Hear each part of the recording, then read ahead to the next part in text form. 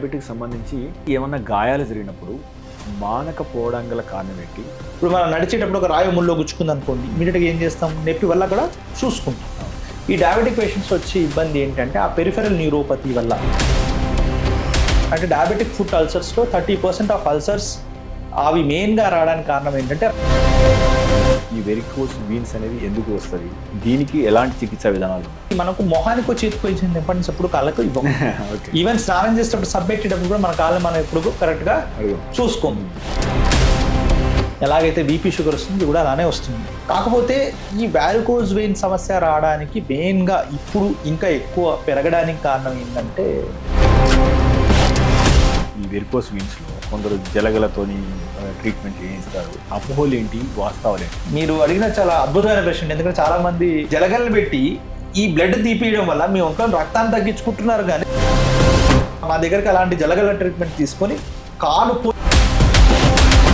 చేపలు ఉన్న దానిలో కాళ్ళు పెట్టి దాన్ని చెడు అంటే అవసరం ఉన్నది తినేస్తుంది, ఇది బాగుంటుంది ఆరోగ్యానికి అంటారు. అసలు అందులో వాస్తవం ఉందా? అసలు మీకు ఒక వైద్యం వల్ల లాభం జరగకపోయినా నష్టం మాత్రం జరగకూడదు.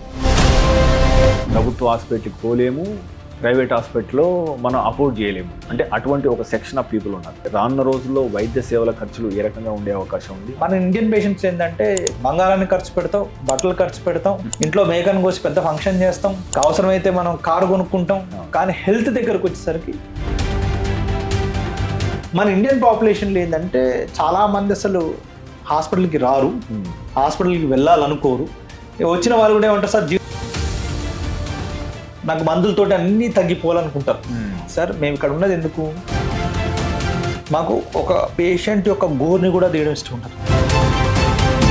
నాకు బాధ అనిపించింది ఏంటంటే our Indian patients or private equity funds వచ్చి హాస్పిటల్ని అక్వైర్ చేసిన తర్వాత ఎంత వస్తుంది, ఎంత పోతుంది, ఈ ఎక్సెల్ షీట్స్ చూస్తున్నారు తప్పించి ఈ ప్రజల జీవితాలు ఈ ప్రభావం మీద చూస్తున్నారా అన్నది ఒక క్వశ్చన్. అంటే సార్ ఇది చాలా కాంట్రవర్షియల్ టాపిక్, కరెక్ట్గా మాట్లాడానండి. ఎందుకు అంటే కార్పొరేట్ హాస్పిటల్స్ కానీ ఇవి కానీ they are business models, they are not meant for public service. But stockings select చేసుకునే విషయంలో కానీ లేదా డయాబెటీస్ ఉన్న వాళ్ళు తమ ఒక చెప్పుల్ని అంటే డిజైన్ చేసుకునే విషయంలో కానీ ఎలాంటి జాగ్రత్తలు పాటించాలి? సార్ మేము బయటికి వెళ్ళినప్పుడు మెత్తటి చెప్పులు వేసుకుంటున్నాం సార్, డయాబెటిక్ ఫుట్ వేర్ బయట దొరికినాయి సార్ వేసుకున్నాం సార్ అంటారు. యూజువల్గా చెప్పాలి అంటే స్టాకింగ్స్ అసలు వేసుకుంటాం. కాబట్టి ఎప్పుడైనా స్టాకింగ్స్ నన్ను అడిగితే మన కరోనా టైంలో ఎక్కువ చేసినారు డీడైమర్ లాంటి, ఇప్పుడు యాంజియోగ్రామ్ లాంటి, అంటే ఆ భయంతో చాలామంది చేసుకున్నారు కదా. అసలు అది అవసరమా, ఎవరికి అవసరము? బికాజ్ ఆఫ్ వ్యాక్సిన్స్ అన్నారు.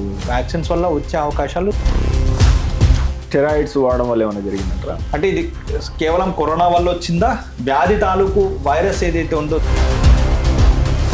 సో మీ వైద్య విధానంలో ఎలాంటి మార్పులు వచ్చాయి? క్లాట్ డ్రైవర్ అని ఇప్పుడు ఒక లేటెస్ట్ టెక్నిక్ డీబీటీకి వచ్చింది. అది సౌత్ ఇండియాలో ఫస్ట్ కేసు వేసింది కూడా నేనే. Okay, with very good result. Great. బాగా ఛాలెంజ్ తీసుకున్న కేసు 1-2 కేసులు. ఇంకా వారికోజ్ వెయిన్స్లో ఏళ్ల తరబడి హైదరాబాద్లో ఉండి 8 ఏళ్ళు 10 ఏళ్ళు 15 ఏళ్ళు గాయాలతో వచ్చిన వ్యక్తుల్ని యాజ్ ఏ డాక్టర్ మీకు ఏది ఎక్కువ ఆనందాన్ని ఇస్తుంది?